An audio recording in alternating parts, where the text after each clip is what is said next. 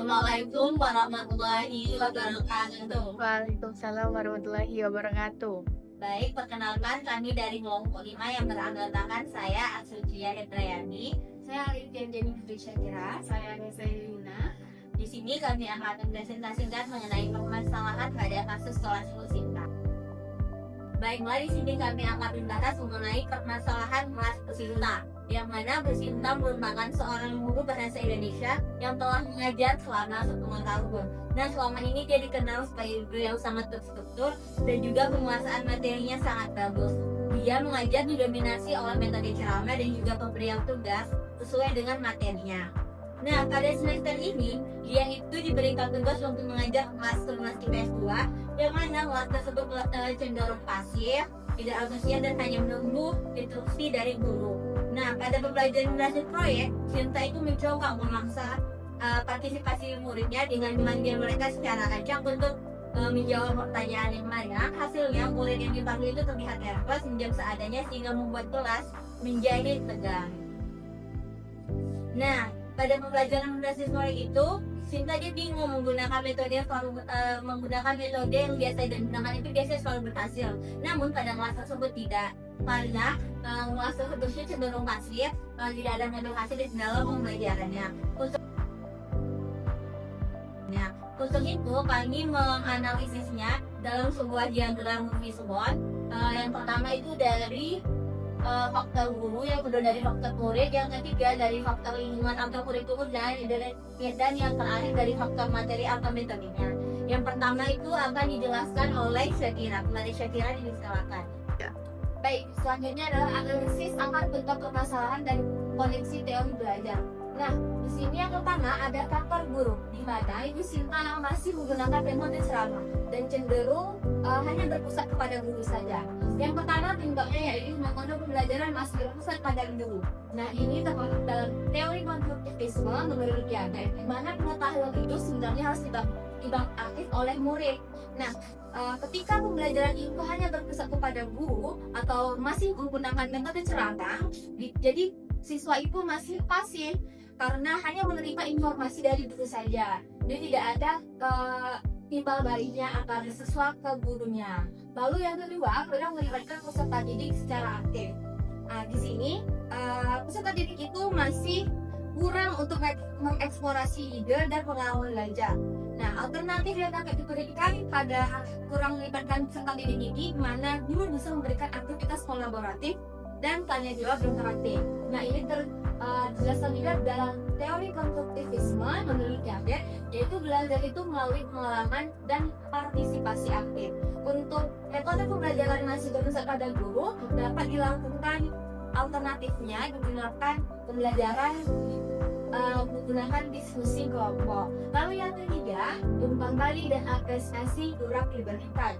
Ini juga dijelaskan pada teori humanisme menurut Maslow dan Roberts, di mana penghargaan itu dapat menyatakan motivasi dan harga diri. Nah, ketika guru kurang memberi informasi, tidak ada apresiasi dan juga tidak ada umpan balik dalam pelajaran, maka siswa juga tidak akan termotivasi untuk mengikuti pembelajaran itu sendiri. Nah, alternatif yang dapat dilakukan, guru harus selalu memberikan apresiasi, motivasi ataupun pujian kepada siswa. Selanjutnya, masalah pada faktor guru, yaitu pembelajaran belum berdiferensiasi sesuai kebutuhan peserta didik. Nah, inilah yang harus dilakukan guru pada awal pembelajaran, di mana guru harus mengerti, harus memahami muridnya terlebih dahulu sebelum dia menerapkan satu metode pembelajaran. Lalu, alternatif yang dapat disediakan ketika pembelajaran ini belum berdiferensiasi, yaitu menerapkan pembelajaran berdiferensiasi sesuai dengan kemampuan dan karakter peserta didik. Nah, ini juga dijelaskan pada teori humanisme menurut Rogers, di mana setiap individu itu memiliki pendekatan yang harus sesuai dengan dia. Jadi individu itu memiliki kelebihannya masing-masing. Jadi pembelajaran itu harus tetap berdiferensiasi. Lalu untuk faktor yang kedua yaitu adalah faktor murid. Nah, di sini murid di kelas IPS 2 ini masih kurang percaya diri untuk bertanya atau berpendapat. Nah, hal ini disebabkan karena dulu mungkin masih kurang menciptakan suasana kelas yang aman dan adaptif, sehingga siswa belum berani untuk mengeksplor dirinya. Nah, teori untuk kurang percaya diri ini dijelaskan pada humanisme menurut Paul Rogers, di mana lingkungan yang aman akan mendukung kepercayaan diri. Jadi ketika guru sudah menciptakan suasana yang aman, nyaman, maka siswa juga akan percaya diri untuk menyampaikan pendapatnya. Lalu yang kedua, motivasi belajar kita. Motivasi belajar kita ini juga diambil pada teori humanisme menurut Maslow, di mana kebutuhan motivasi harus terpenuhi agar belajar menjadi optimal. Nah, alternatif yang dapat dilakukan oleh guru yaitu mengaitkan materi dengan kehidupan sehari-hari peserta didik. Lalu yang ketiga, berhiasat bergantung pada teman. Jadi siswa di kelas ini masih mendominasi ketika dia harus bekerja itu harus dengan temannya. Jadi ketika dia tidak ada temannya, tidak ada yang sesuai dengan yang ia inginkan, maka dia masih kurang tertarik untuk belajar. Nah, alternatif yang dapat dilakukan memberikan tugas bertahap dan latihan mandiri dengan scaffolding. Ini juga dijelaskan pada teori belajar sosial menurut Vygotsky, di mana scaffolding untuk kemandirian itu bisa dilakukan secara bertahap. Lalu yang terakhir dari faktor knowledge yaitu kurangnya keterampilan belajar mandiri. Peserta didik di sini belum mampu mengatur dan mengelola proses belajarnya sendiri. Nah, alternatif yang dapat diberikan guru yaitu memberikan contoh strategi belajar mandiri dan refleksi belajar. Nah, hal ini dijelaskan dalam teori belajar sosial menurut Bandura, di mana modeling dan self-regulation itu dilakukan untuk melatih kemandirian siswa. Sekian yang dapat saya sampaikan, saya kembalikan kepada moderator. Nah, selanjutnya untuk faktor lingkungan atau kurikulum dan juga faktor materi akan dijelaskan oleh rekan saya yaitu Anissa. Kepada Anissa dipersilakan. Baik, untuk faktor berikutnya yang menjadi faktor penyumbang permasalahan utama di kelas Bu Sinta, kita lihat dari faktor lingkungan atau kurikulum. Yang pertama yaitu suasana kelas kurang interaktif. Padahal menurut teori belajar dari Vygotsky, bahwa interaksi sosial tersebut penting untuk pembelajaran bermakna, sehingga guru dituntut untuk dapat menghadirkan metode belajar yang lebih bervariasi, tidak hanya fokus pada metode ceramah saja, tetapi bagaimana guru menghadirkan metode yang dapat membangun interaksi sosial di dalam kelas tersebut. Kemudian berikutnya ada faktor lingkungan belajar yang kurang mendukung kolaborasi, masih berkaitan dengan suasana kelas yang kurang interaktif. Di sini peran guru juga dituntut untuk menghadirkan lingkungan belajar yang kolaboratif. Caranya adalah salah satunya dengan menghadirkan metode kerja secara berkelompok agar kolaborasi antara teman sekelas dapat terbangun. Menurut teori dari Vygotsky, masih dalam teori belajar sosial, kolaborasi tersebut dapat mendorong konstruksi pengetahuan. Jadi, pengetahuan tersebut dapat dibangun apabila peserta didik saling berkolaborasi dan saling berinteraksi tentunya. Kemudian ada tekanan tugas yang membuat peserta didik cepat bosan. Hal tersebut dapat menjadi masalah sesuai dengan teori humanisme, bahwa perlunya keseimbangan antara kebutuhan emosional dan psikologis, sehingga peserta didik tidak terbebani dengan tugas yang begitu berat. Di sini peran guru sebagai fasilitator dalam kelas dapat mempertimbangkan mana tugas-tugas yang relevan dengan kehidupan peserta didik, sehingga tugas tersebut lebih kontekstual atau lebih bermakna pada peserta didik.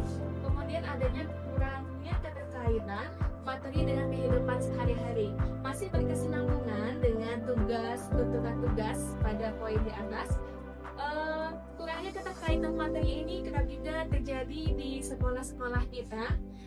Padahal materi yang berkaitan dengan kehidupan sehari-hari dapat memudahkan peserta didik memahami materi tersebut dan lebih dapat diingat dalam jangka panjang. Sesuai dengan teori konstruktivisme, bahwa belajar bermakna jika dikaitkan dengan konteks nyata, sehingga konteks nyata tersebutlah yang dapat membangun suasana belajar itu jadi lebih bermakna. Berikutnya, kita beralih pada faktor keempat, yaitu faktor materi atau metode. Faktor materi atau metode juga menjadi penyumbang yang sangat besar pada masalah utama di kelas Bu Sinta, di mana metode pembelajaran di kelas Bu Sinta masih monoton. Sementara menurut teori konstruktivisme atau Piaget, variasi aktivitas dapat mendorong pemahaman bermakna, sehingga pendidik dituntut untuk dapat menghadirkan teori atau metode belajar yang tidak hanya satu, namun beragam. Hal tersebutlah dapat memicu motivasi peserta didik untuk mengetahui materi lainnya, sehingga pembelajaran yang lebih bervariasi ini juga dapat memunculkan niat peserta didik untuk ingin tahu lebih dalam mengenai materi yang disematkan. Kemudian materi disampaikan terlalu teoritis, masih berkesinambungan dengan faktor sebelumnya, bahwa materi yang disampaikan secara teoritis akan berdampak pada motivasi belajar peserta didik. Peserta didik cenderung akan cepat jenuh jika materi yang diajarkan tersebut terlalu monoton. Oleh sebab itu, pendidik dituntut untuk dapat menghadirkan materi yang lebih kontekstual, yang lebih dekat dengan peserta didik. Hal tersebut masih berkaitan dengan teori konstruktivisme menurut Piaget, bahwa pembelajaran kontekstual dapat mempermudah pemahaman. Kemudian kita berlanjut pada kurangnya penggunaan media pembelajaran yang menarik. Masih dalam satu uraian yang sama, bahwa metode pembelajaran yang monoton, kemudian kurangnya penggunaan media pembelajaran yang menarik juga akan berdampak pada motivasi belajar siswa. Jika motivasi sudah menurun, maka hasil belajar juga akan terdampak oleh hal tersebut. Teori yang relevan dengan kurangnya penggunaan media pembelajaran yang menarik ini ada teori belajar sosial menurut Bandura, bahwa media sebagai modeling yang dapat meningkatkan atensi peserta didik kita. Jadi pada masa sekarang, pemanfaatan media-media yang beragam baik digital maupun non-digital harus digalakkan agar sesuai dengan kebutuhan peserta didik pada saat ini.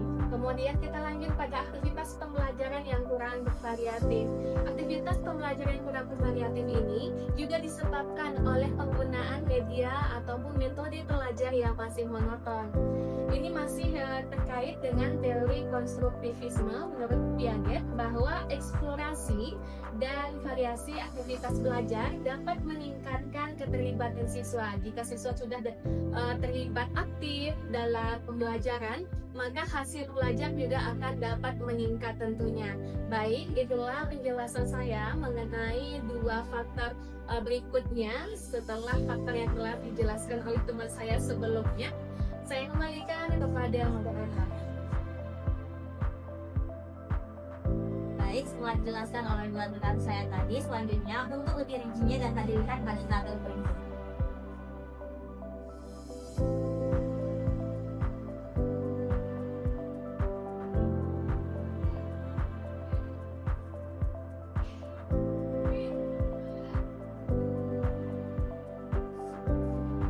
Baik, sekian penjelasan kami tentang permasalahan di kelas Bu Sinta. Assalamualaikum warahmatullahi wabarakatuh.